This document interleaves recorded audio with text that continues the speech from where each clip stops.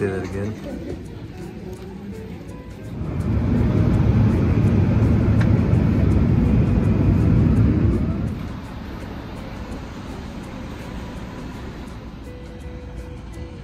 Hey, Christine. Wow. There it is.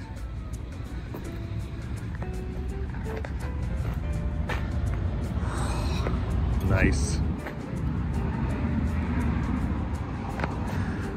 Wow, that hood is heavy. It's a freaking heavy hood. I believe that's the dipstick. Yep. Nice. All right, so this is the 500 horsepower Detroit 12.7. Let me zoom my camera out. Coolant's full. Last time I looked at a Coronado, it was not full. They did a full service on all of this, new filters, new fluids, everything. Let's see how it sounds. We have a kill switch down here. I'm not sure what this is for. This unlocks under the seat or the bed, maybe. Alrighty. Let me pull this down.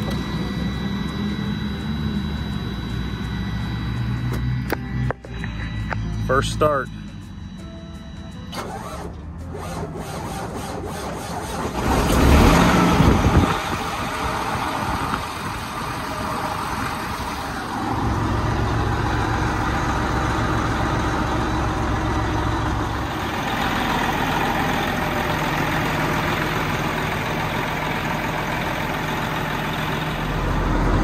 Tires, we got all new brakes, new suspension, not suspension, new shocks, waiting for these to air up.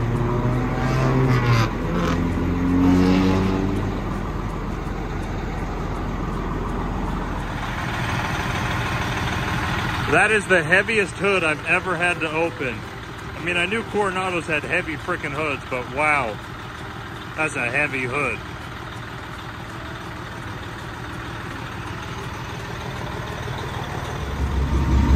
Now, with this being a 10-year-old truck, some of these gauges might not work. Wow, that glare is horrible. Maybe I need to drive around. Engine brakes are good. Listen to this.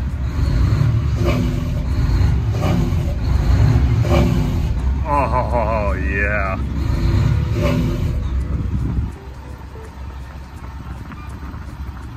Air pressure, transmission temperature.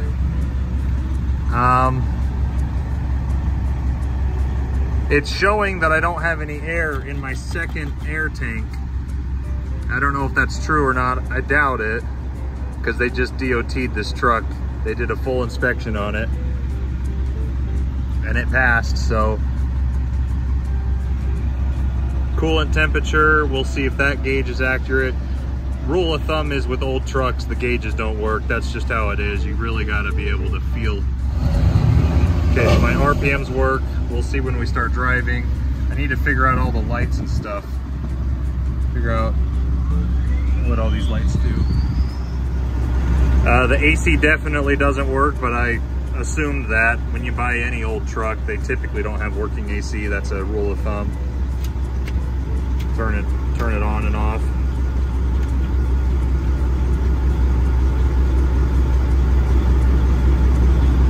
Yeah, no AC, but that's okay. I like driving with the windows down anyways. That's a big hood. I like that. Showing 1.2 million miles on the odometer, so we are good to go. All right, my flashers work. All my chicken lights are working. That's a side signal light. Looks pretty good. All right, we drove 15 miles down the road to this pilot. I don't even know where we are. It is pretty stinky back there. There's well, it doesn't look too bad, but it does smell kind of funny. The fridge is missing, so that's where my suitcase went. Couple things, this paneling's all coming apart. This steering wheel's sticky, but luckily someone put a steering wheel holder on it, so I gotta take this off. But yeah, it drives pretty smooth, and this shifts really good.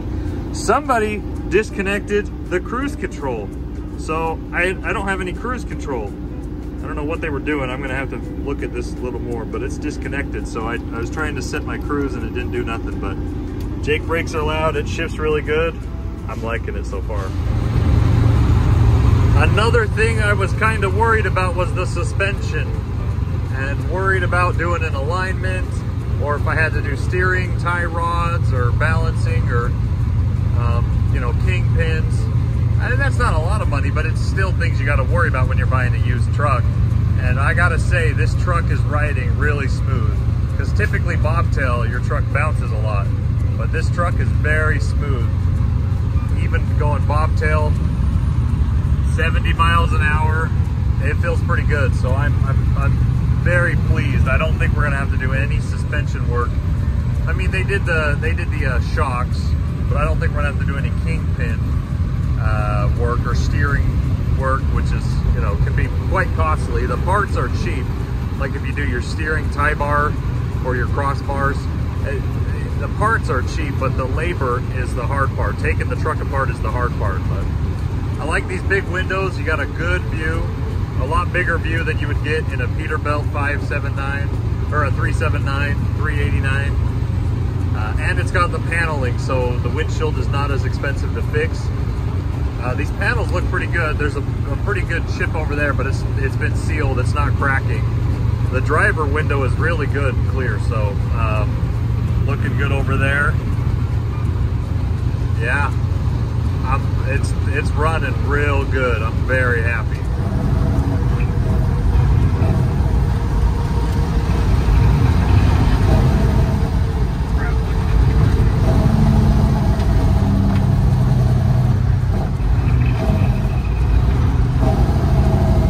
Merge onto US 30 East.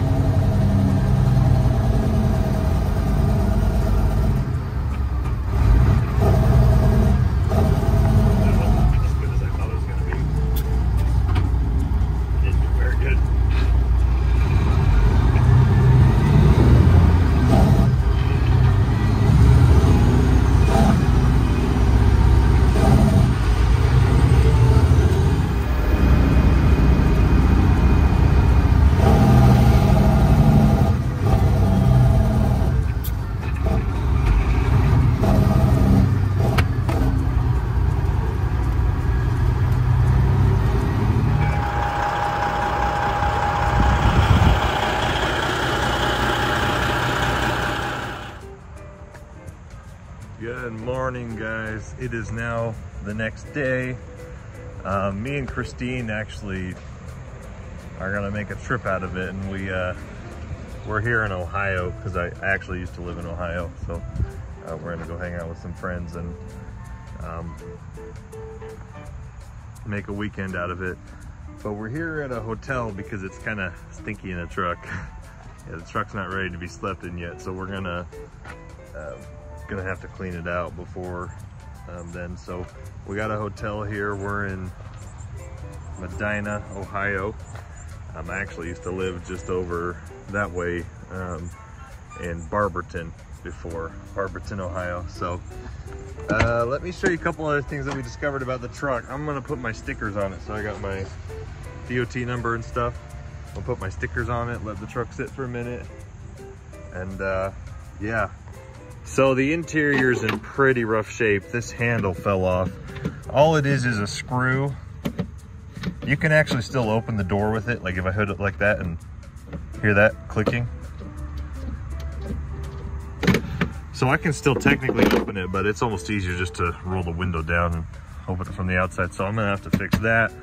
I don't know how hard it is to take this panel off. It looks like it's just a couple screws, but yeah, I gotta put a new bolt and nut. There's room there for a screw, but mostly it's cosmetic stuff. The locks don't work. That window doesn't roll all the way up and down. Like it does if you try a couple times, but most of the time it gets stuck down like 2 inches from the top. You know, the AC doesn't work, so I already knew that. Truck's pretty stinky, and I think a lot of it was the mattress, so I threw the mattress in a dumpster last night. And it doesn't look too dirty, but it does have a pretty bad odor back there in the sleeper. But that's something I could deal with, you know. That's something that I can fix, you know. The biggest and most important thing to me is if the truck runs good. And it runs really good. The only mechanical problem really is this shifter. The cruise control. The cruise control is disconnected, which sucks because I'm not gonna have cruise control all the way home. But mechanically wise, I'm very happy. So it runs good, it shifts smoother than my new trucks. So smooth. So you know, I don't know if the engine was rebuilt. I don't know if the transmission and clutch or differentials were rebuilt. But this thing is driving like a truck that only has 100,000 miles on it. We put new shocks on it, new brakes, new tires. So it does drive smooth. The cab, oh my gosh, guys. Listen. I'm a Peterbilt guy. And our Freightliner Cascadia has been a real letdown, the new 2023 truck. So that really put a damper on my view of Freightliners. I gotta say, with this truck right here, as disgusting as it is and all dirty and crap, I think I've been converted. This truck is smoother than any Peterbilt I've ever driven, and I've driven a lot of Peterbilts. Long nose, short hood, you know, all types of Peterbilts, I've driven them. And I think this is actually smoother, even with 100 or over a million miles, 1.2 million miles on it. So I'm very happy, to say the least. Come on. It's not coming off very easy. There we go. Pulling the stickers off. Oh.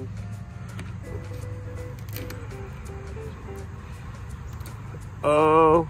Oh, shoot. Oh, shoot. Oh, go back. Good sir, go back.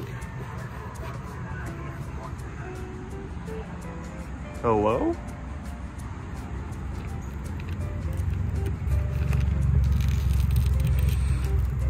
Oh no, stay on there, green. Probably should not be doing this one-handed. Oh shit, yeah, should not be doing this one-handed. Well, I saved it somehow. Look at how clean and fresh. Oh yeah, right there, baby. That pops with the red. Now I gotta get these stickers off. So the number I decided to go with on this truck is 1069. Now my numbers, my truck numbers, I only have black ones, so it's not as contrasting. DOT requires that you have contrasting colors. So if you have a darker themed color painted truck, you have to have white DOT numbers, but the unit number doesn't have to contrast. The biggest thing is your DOT number. But I learned that the hard way. If you watch one of my older videos, I got pulled into port because my numbers were too dark. The officer couldn't see me from the scale house, and I was like, I've been running this truck for 2 years with black numbers. Nobody's said anything, but anyways, it is what it is. Nice and clean. I did a pretty good job.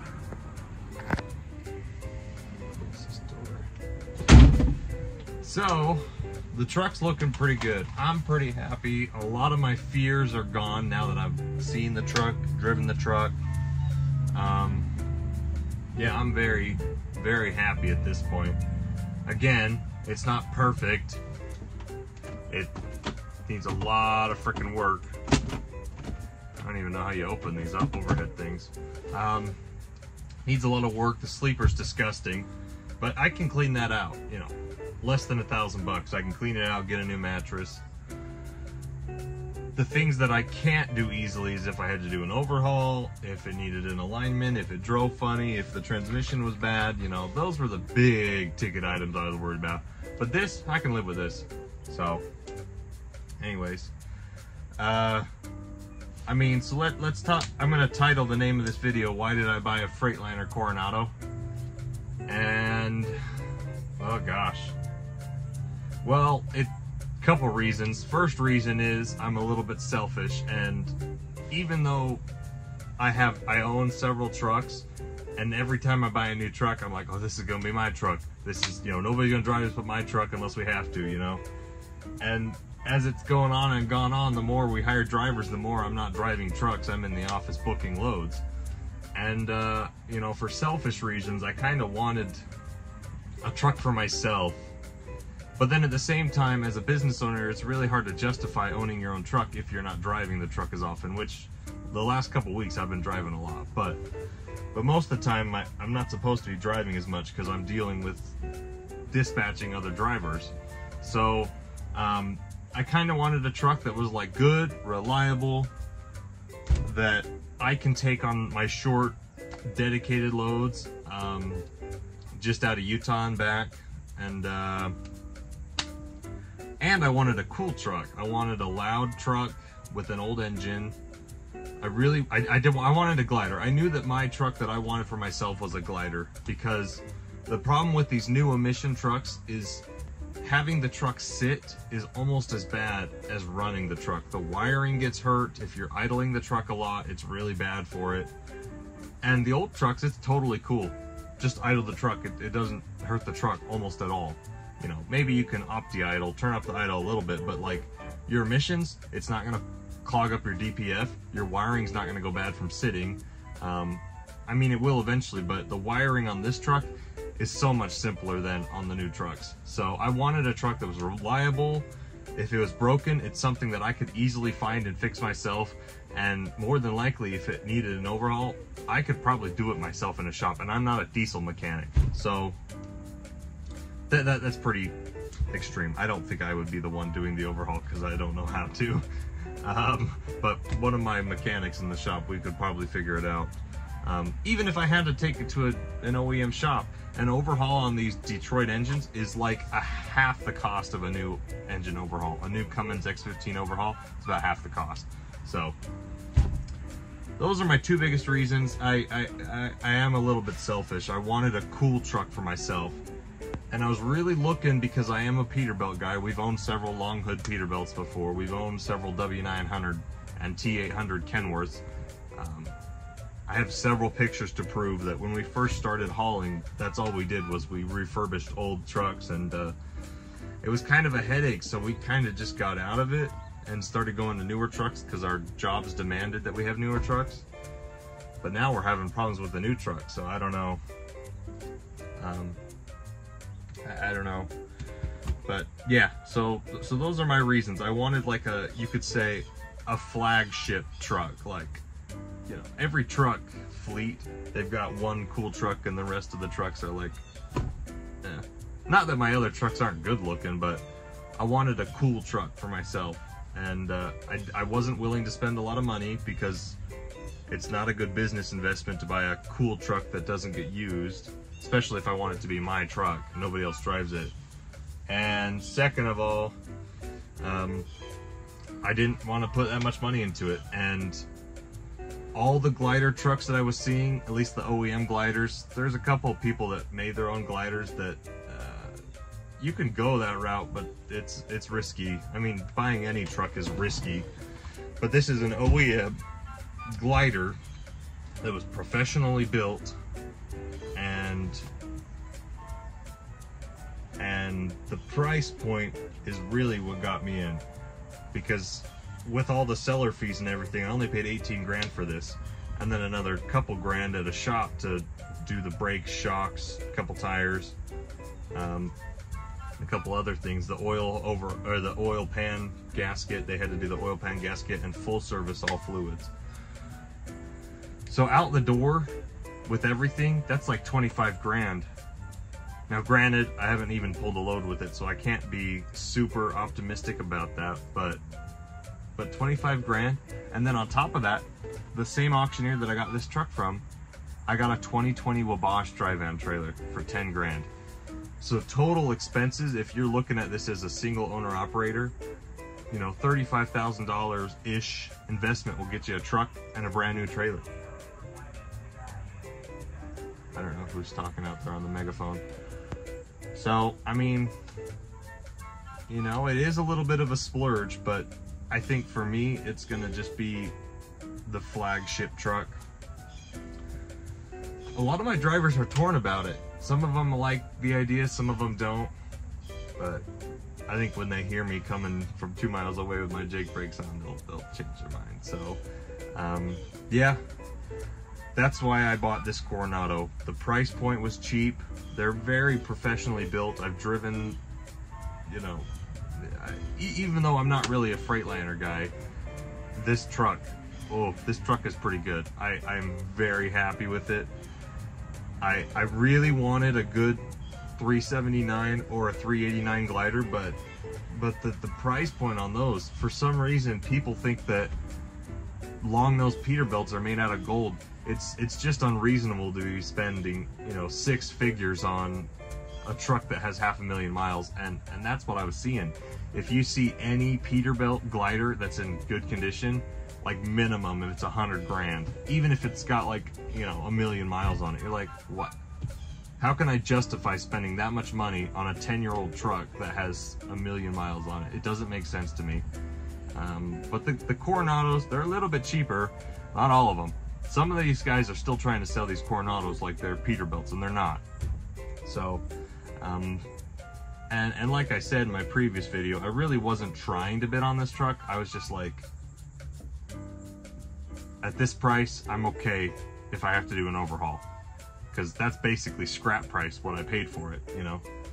Yeah, a non-running truck is worth that much. So the fact that it runs, and it runs well, from what I can tell, I think we got a good deal. Just cosmetic stuff is what we're dealing with now. So that's why I bought a Freightliner Coronado glider truck 2014 with a Detroit 12.7. We'll see how the truck holds up. Little things like this door handle, gonna have to fix, but I am very happy. Stick around. I got some funny videos planned with this truck. Comment if you think we should or not. Should I drive this truck through California, even though it's not carb compliant? Just teasing. Stay classy, guys. We'll see you in the next video.